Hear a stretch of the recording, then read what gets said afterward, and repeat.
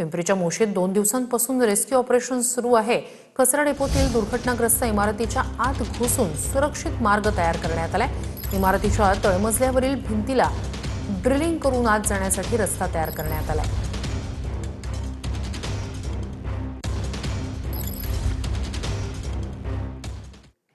मुंबई पुणे द्रुतगती मार्गावर gas tanker leak झाला। पोलिसांच्या प्रसंगावधानानं मोठी दुर्घटना टळली।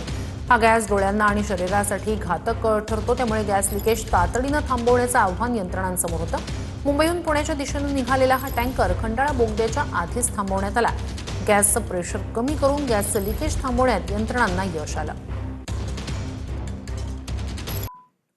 बातमी नालासोपाऱ्यातून आहे। इथे एका चहावाल्यानं दुर्गंधीयुक्त पाण्यातच चहाच्या किटल्या धुतल्याचा धक्कादायक प्रकार समोर आलाय। नालासोपाऱ्यातील प्लॅटफॉर्म 4च्या समोरच्या परिसरात घडलेला हा घटनेचा व्हिडिओ असल्याचं सांगितलं जात आहे। प्रवासी आणि नागरिकांकडून संताप व्यक्त केला जातोय।